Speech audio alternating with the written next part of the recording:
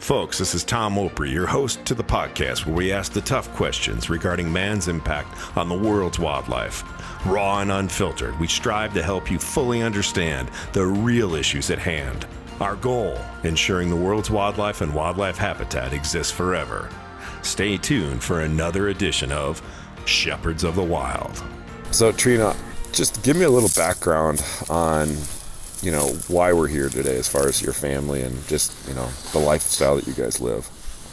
So my husband and I and our 14-year-old daughter have a cow-calf operation on Birch Creek, and we raise Black Angus Hereford cross cattle, and better spit that out.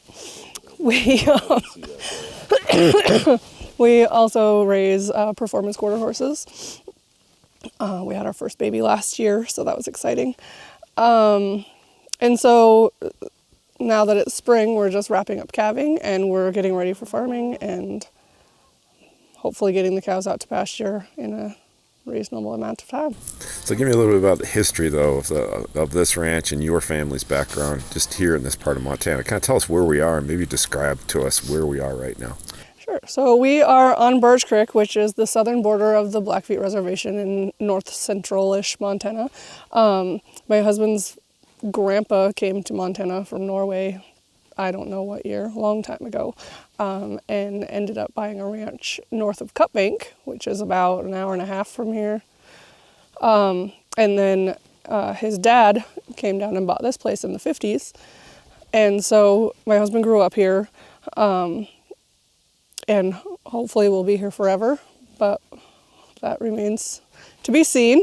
I grew up, as the crow flies, about 10 miles south of here on a cattle ranch, so this is nothing new to me. I was very excited to marry a rancher so that I could stay in the lifestyle that I love. And so my dad's family is from Montana for generations. And so, yeah, we've just always kind of been here. So basically, living this lifestyle, explain to me, what is the lifestyle of a Montana cattle rancher? Okay. So cattle ranching is exciting and frustrating and fulfilling.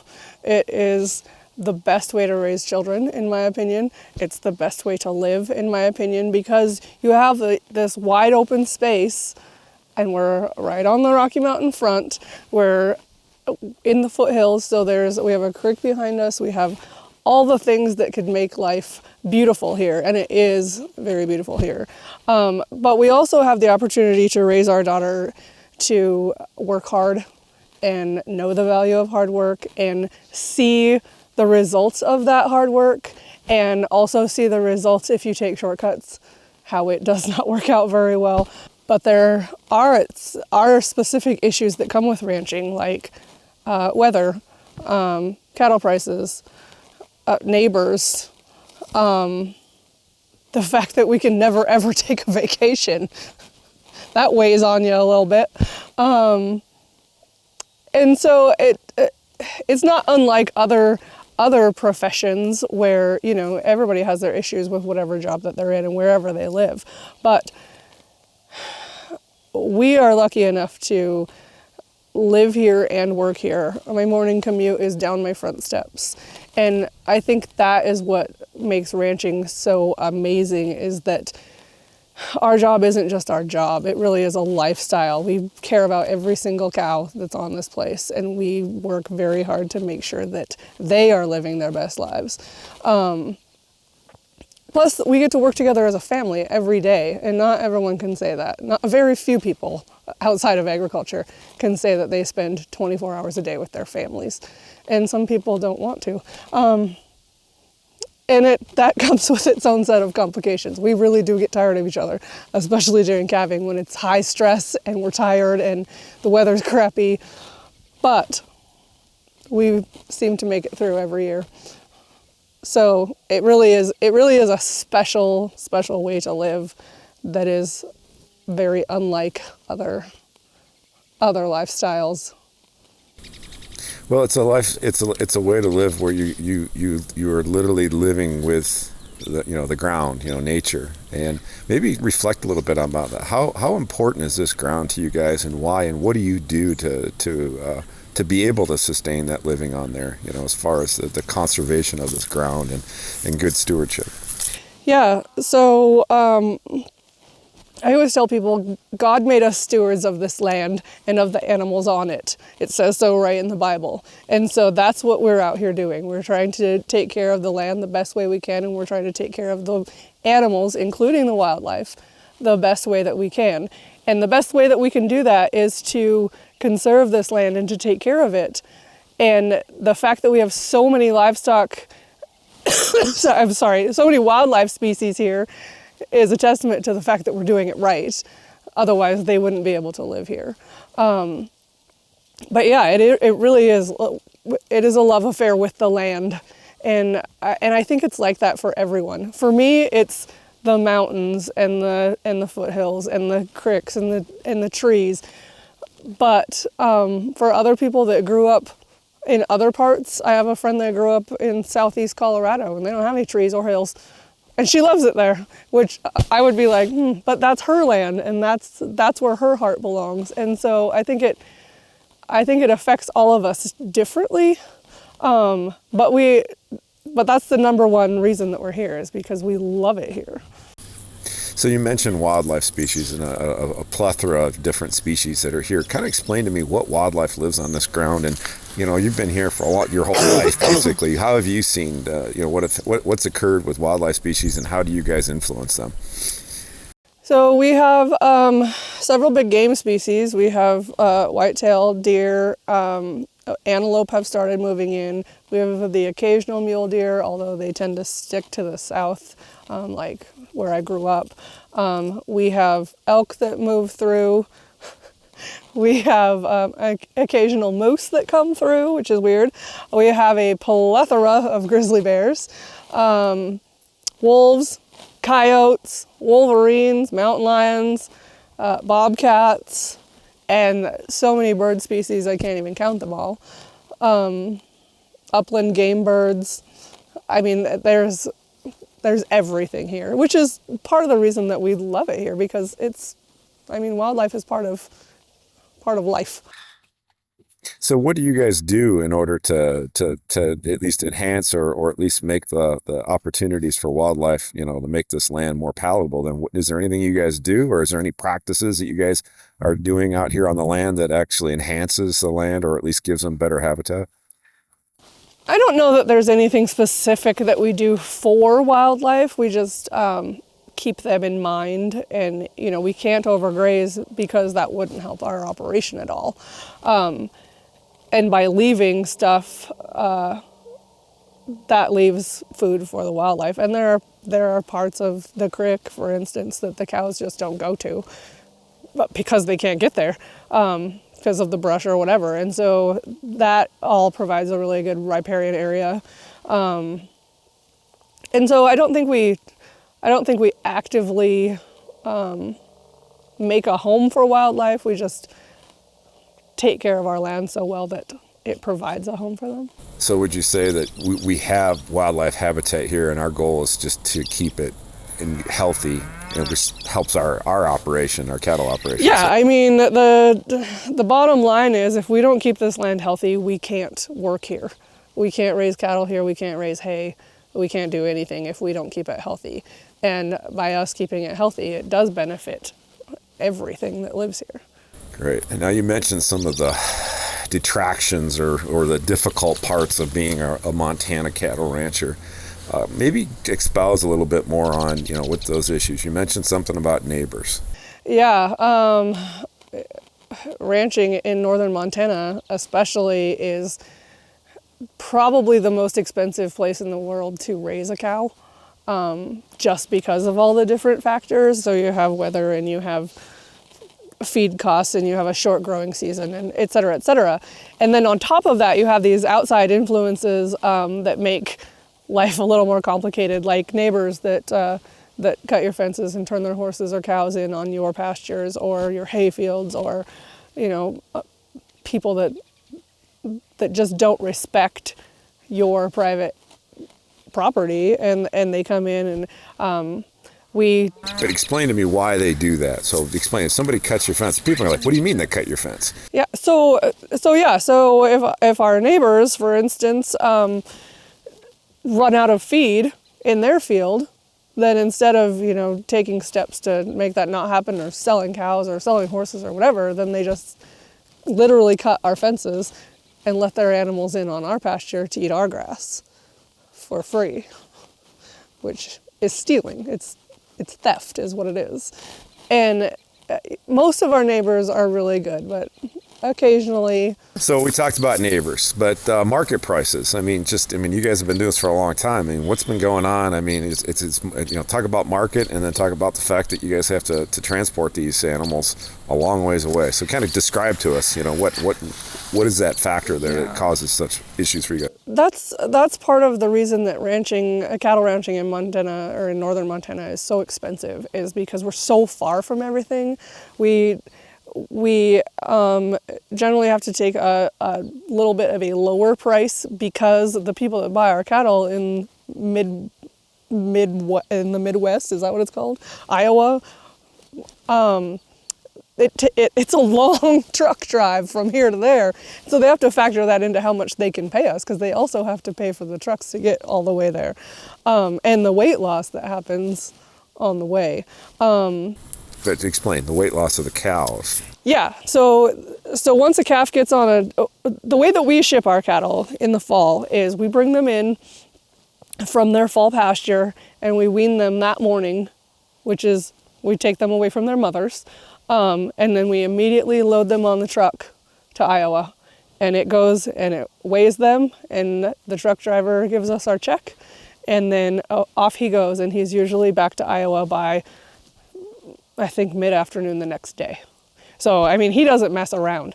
But the stress of being away from their moms, the stress of being on a truck, the stress of just all of that stress just makes them lose weight. I mean, and then it takes them a few days once they get to the feedlot, usually probably about a week, before they really get used to it and start eating really well again and recover. And then they gain like crazy, because that's just their new home now, and that's how cows work. But it's that stress for that first week that really cuts into the profits. And then when you factor that in, and then you factor in the stress of being a calf in northern Montana, you have a stress from the weather. It's really, really cold when they're born, usually, like 20 below.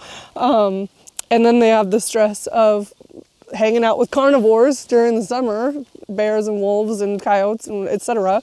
And then any type of drought or excessive heat or whatever also adds to the stress. The wind blows here all the time. That adds to the stress. So what happens is we have to work 10 times harder to get our weaning weights up where they need to be, because of all those factors working against them. And so it's complicated and it's frustrating, but we like a challenge here, or we wouldn't live here. So one of those other factors that you're dealing with is we talked about market, we talked about neighbors, we've talked about weather conditions. Maybe explain to me, what are those weather conditions? Kind of go through the year and just say, the life of our cows, this is what they have to endure out here, and just explain that, and also explain the fact that they just can't go off in a barn somewhere, a heated barn, and they don't get massages, and they don't have any kind of special place to go other than the land that you have here. Okay. So the seasons, typically, when we calve, we start calving in March. We used to calve in February, like beginning of February, but we had some really, really bad winters where it was 40 below for like months. And there's only 2 of us here working, and well, 3 now, but back then there was only the 2 of us. And it was exhausting, because the cows had to be brought in immediately after they calved, or hopefully before they calved. But we don't have a giant barn that we can fit all of our cows in. That barn would have to be massive. So what we have to do is we have to check them constantly and bring them in, hopefully when it looks like they're about to calve, and then bring them into the barn and put them in a pen where it's at least a little bit warmer. But even inside the barn, it's usually below 0 when it's that cold outside. And then when they're born, we just have to pray to God that we're going to be able to keep them warm enough to survive that first day. And so we moved calving to March after a couple of years of that. And then it was really cold in March for the first 2 years we did that. Like, I don't know, karma, I guess. So still, we don't have a heated barn. We have an insulated barn. But if it's 40 below outside, that means it's probably 20 below inside the barn. So it's not warm. We have what we call a hot box that's just a box with heaters in it. And if the calves are really cold, we put them in there and warm them up and dry them off, and then they go back to their moms. A lot of times their ears will freeze off if we have hoods that we put on it. Like we do absolutely everything in our power to make sure that they're okay. But sometimes they still lose the tips of their ears because there's not a whole lot of meat there to keep them warm. And then we get to spring. And spring is usually super windy and cold. This year was weird because it was warm all winter, and then it got cold this spring. But I mean, it's going to be okay. The weather in the winter is what decides our year for us. So this year we didn't get any snow this winter. We got very little snow this winter.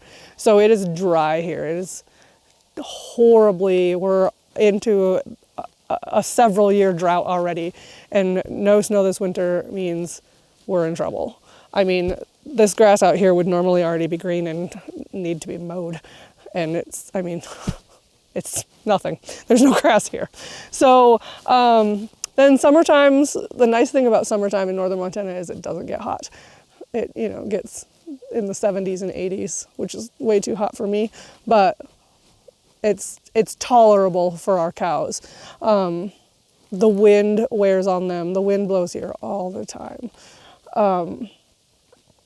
And then fall, usually we have some nice fall weather. The wind blows incessantly in the fall. And then normally we would get some snow in there, but we haven't been getting snow. So the last couple years have not been typical of Montana weather, but I think what is happening is this is going to be our new normal weather, and it's just going to be really bad. So predators are a problem here in the spring and the fall. Explain to me, what are these predators and what's happening for here? So our worst predators here are coyotes and grizzly bears. Coyotes, the cows generally keep the coyotes away by themselves just because coyotes are little and they're afraid of cows if they're actually being mean to them. We usually lose a couple newborn calves to coyotes if they're born out, like away from the barns. But generally they're not a huge issue. Grizzly bears come with a whole set of issues. Not only do they actually kill calves in the spring, but just their presence brings that stress level of those cattle up and keeps it up as long as they're present. I mean, if there's grizzly bears out here every day with my cows are going to be stressed out every day, and they're not going to eat as much, and they're not going to do their normal cow things because they're on high alert the whole time. So, and then of course there's the human safety factor. I can't walk down there without maybe running into a grizzly bear. My daughter's never been able to play outside by herself because we have bears in the yard all the time. I have been making Snapchats to my friends as I walk through the brush checking calves, and I keep finding all these cool little fort spots where my daughter could have built a fort and it would have been so cool, and like we did as kids, but she can't. She built a fort down here below the house a couple years ago, and a bear went and slept in it. So, I mean, there's that factor too.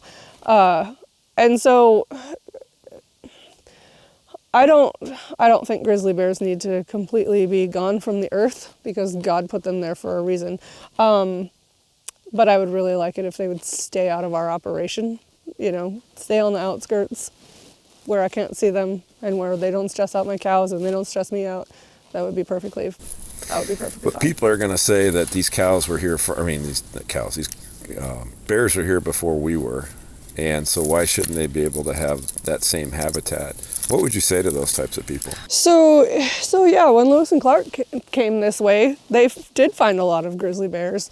But what happened is, through hunting and whatever, the grizzly bear population went way down. And it happens, and that's sad, and whatever. When my father-in-law bought this place, there was not a grizzly bear on it at all. That was not something he even thought about as he was choosing a place to move to, because there weren't any grizzly bears here. And now, of course, the population has jumped crazily, so now we do have tons of grizzly bears. So to those people that say, well, the bears were there first, why? Well, you know what? Grizzly bears were in Missoula and Bozeman and Los Angeles too. And I don't see you jumping to put bears back in there. So throw me a bone once in a while. I mean, we're doing our best here. And the fact that we have this cattle ranch here means this land is in the best conservation program it can be in. And that applies to all the wildlife that live here, as long as they behave. What is the solution to deal with the grizzly bears, if you had one? The issue with grizzly bears in Montana and all the western states that have grizzly bears is that they're still federally controlled, which means they're protected by the Endangered Species Act, which means there is nothing that we can do to protect ourselves or our livestock from grizzly bears. So, for instance, if a grizzly bear came in and I saw it actively trying to kill one of my calves, there's nothing I could do except maybe drive down there and yell at it. Now, you can think about that for a second and how effective that would be. What if you yelled at someone that was robbing you? Would they stop? No. So what I would suggest and what needs to happen is grizzly bears need to be removed from the endangered species list, because clearly we have enough of them. There are plenty. I think the threshold for grizzly bears was to reach was 500, and we're at, I think, 3,000 in the state right now. So we have plenty. So what needs to happen is Montana Fish, Wildlife and Parks needs to take over management. They need to be able to come in and remove bears as necessary. And also, we as producers need to be able to protect our livestock, so that if a grizzly bear is out there threatening or actively engaged in killing, sorry, lost my train of thought when my goat bit me.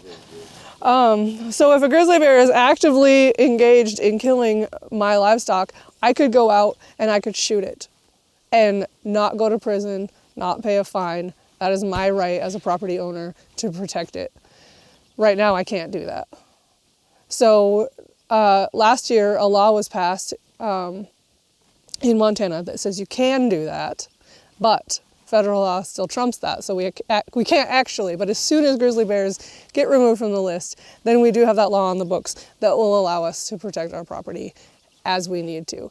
And that doesn't mean we can just go out and start shooting grizzly bears for fun or because we don't like grizzly bears. We still have to respect them and treat them like any other animal. But that way we would have the right to protect our property as we should as Americans. So if you were able to protect your property, how do you think that would affect grizzly bears and their behavior?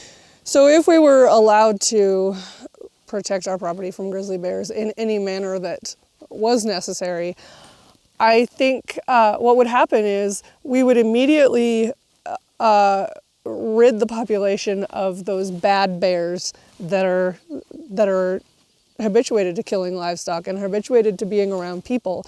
And what would happen then is we would have a population of grizzly bears that's wild and that relies on natural food sources, not cattle or sheep. And they would have a natural fear of people like they should. And some bears are already like that. But it's the bears that do come in and kill cattle and don't get removed right away, or the ones that hang out in my yard because they don't know any better, because that's how they were raised. Those are the ones that are the issue. And so if we could remove that very, very small part of the grizzly bear population, grizzlies and humans would get along a lot better, and there wouldn't be the anger that people like me have against them right now, because we would be able to do something. So this anger is created because you guys are losing personal property, means to keeping yourselves on the land. Explain to our viewers what the loss of that calf would be, that with those 2 calves that were killed at your dad's ranch this week. Explain, but say, when a grizzly bear comes in and kills a calf, this is what it really means. Yeah, so when a grizzly bear comes in and kills a calf or a cow or whatever that it kills, it's not just a loss. It's not just that dead calf and that we might get compensated for through the livestock loss board. What it is it could have been a heifer that we were going to keep as a cow to continue those genes in our herd that, she would have lived here for 15 years. Or it could have been, in my dad's case, a bull. He keeps his own bulls. So that could have been a real contributor to his herd, but now we'll never know because it died at 4 days old. And then there's the obvious loss of the money from that calf that we would have had in the fall. If we weren't keeping it as a cow or as a bull, it would have been shipped to market. So that's, on average right now, I think fall calves are worth about $1,000 a head. And then again, there's the stress loss that we've talked about that is really hard to put a monetary value on, but it's there. As we're working here, we have these calves, and the whole point of having the calves is to sell them because we get 1 paycheck a year and that's it. So if we have calves that we're losing to predators, that paycheck is gone. And if it was cows that we were going to keep as replacements for our herd, that's, let's say, an average of 10 years for that cow to live here. That's 9 calves that she would have had. So 9 times 1,000, that's a lot of damn money that we just lost,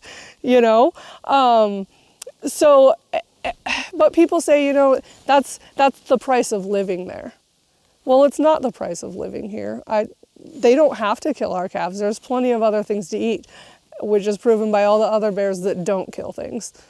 So it comes down to management. That's it. It comes down to those bears need to be removed immediately, and then they'll quit doing it. And in the case of sows with cubs, like is happening over at my dad's, that's not 1 bear that's killing calves. That's 3 bears that's killing calves, which means when she kicks those cubs off next year, they're immediately going to go to a cattle source for food because that's what their mom has taught them.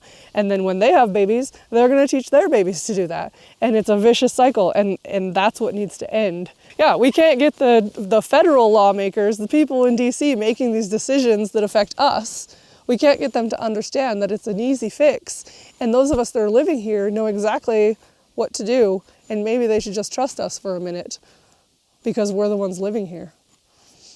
Great.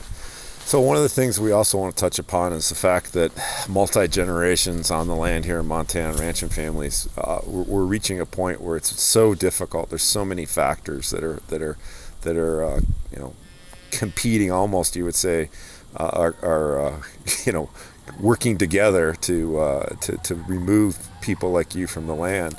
What's the biggest issue for you guys? I mean, what is the story for you guys? Are you guys going to stay on this land, and what are the factors you guys are looking at now? So in this day and age, there are lots of factors working against us that didn't used to be working against people, especially with technology and social media and, all all the people that are against doing the things that we do. And then there's the wildlife issues that have gotten worse because of mismanagement. There's the price issues that, I mean, we get the same for our cows now as we did 20 years ago, which is ridiculous because the price of everything else has insanely gone up. So as we consider all those factors, we have to think not necessarily for Peter and I are we going to be able to make it? Probably at this point we're going to survive. But is it worth handing that headache over to our daughter to take over? She wants to be a rancher someday. She wants to take over the home place. But is it worth doing that? Is it worth giving her that burden? Or should we just say, you know what, right now we could get a really good price for our land. Let's go somewhere else and do anything but this. And set her up so that she can do whatever she wants in the future, you know, or at least give her a little better, because we're not getting rich here. We're making a living, and that's it. We're not buying properties. We're not going on vacations. We have enough money to run this operation, and that's it. And we never started doing this to be rich. That's not why you raise cattle. But I also don't want my daughter to struggle, and it's only going to get worse. And so that's what we've started thinking. So one of our daughters is a real estate agent. And so I've just had her I gave her a very specific set of instructions, and she's been looking for probably 6 months now for somewhere for us to go. So leaving this place, you've got roots in this area forever and ever. Your husband's family have lived on this land for multi-generations. What does it mean to leave a place like this and this lifestyle to you? Leaving here would be heartbreaking. It really would. It would, I'm going to cry talking about it. This is our home. And this is like I said, God gave us this place to steward. And it would be heartbreaking for all of us to have to leave here. And that is our last option for sure.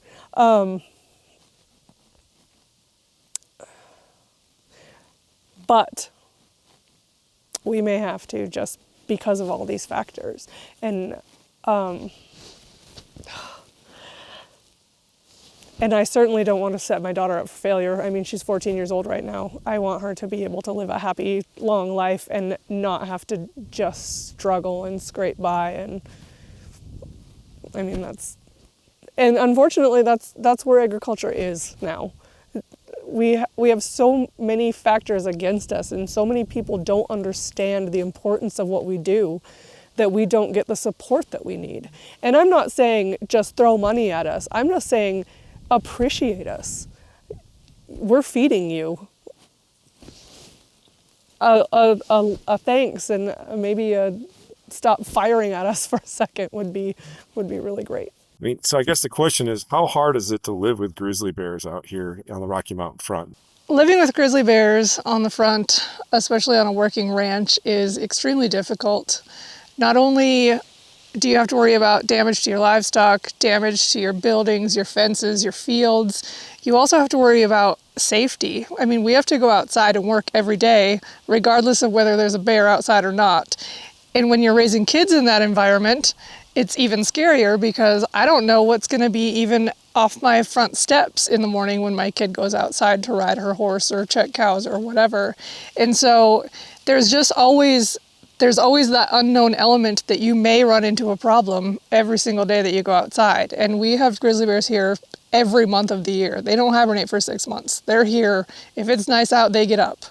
And so you never know. You can't be like, okay, grizzly bears went to bed, we're done for a few months. You never know when they're going to be there.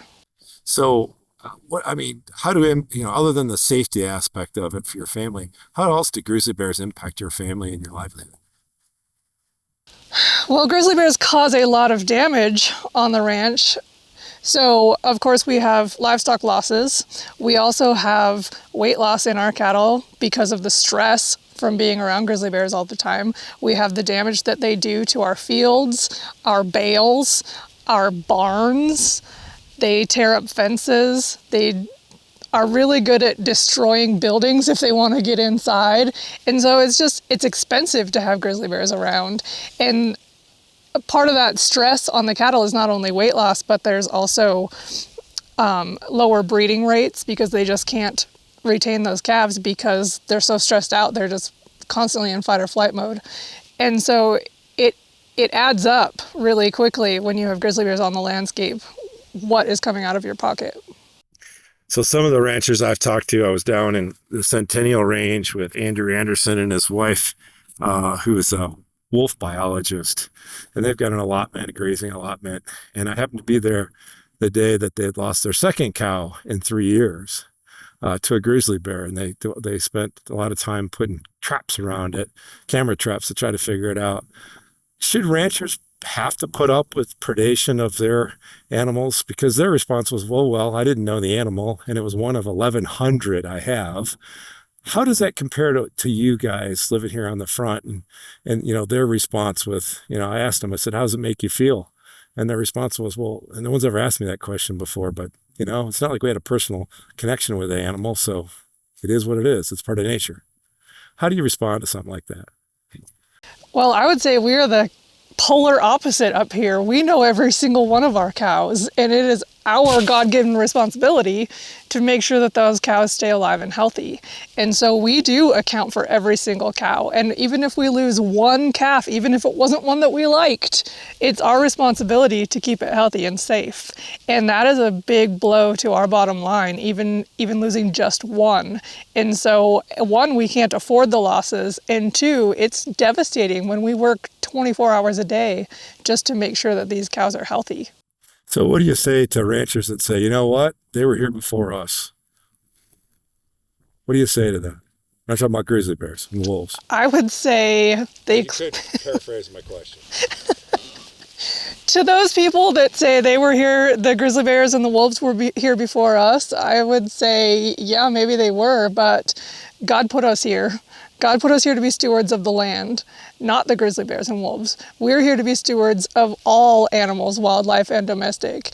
And that means that it's our responsibility to keep them wild and to keep our domestic livestock safe.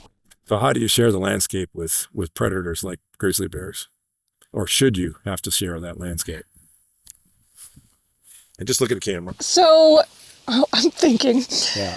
So sharing the landscape with especially apex predators like grizzly bears and wolves it's difficult. I mean, they do belong in the wild.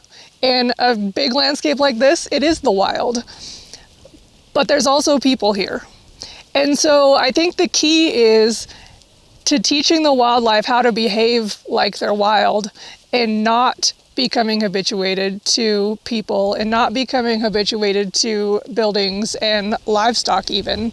So I think the key in management is to just keep that separation. Wildlife need to be wild, and when they stop being wild, that's when it's time to take management measures a little more extremely. Right. So how are you guys going to coexist with wildlife? What do you think what is the solution for the future? You guys plan on being on the land hopefully for a long time. What is the solution to living with these predators as a rancher? I think in the future, what's going to happen is the government that owns the wildlife is going to have to understand and accept that working lands are important to every single person in America. Having us here raising food is what's going to keep this country and the world going. And without that, the world is going to go hungry real fast. So in the future, to keep things running smoothly, there's just going to have to be a lot of advocacy from people like me and other people.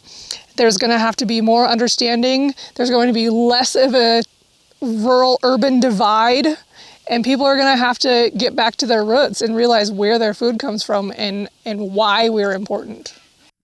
So what's the future hold for your family? I know that we talked about kind of the issues with your daughter and setting her up to fail. How's the future looking now? And if you want to even talk about some of the land purchase issue, or kind of get into kind of what that future is, you think, for her.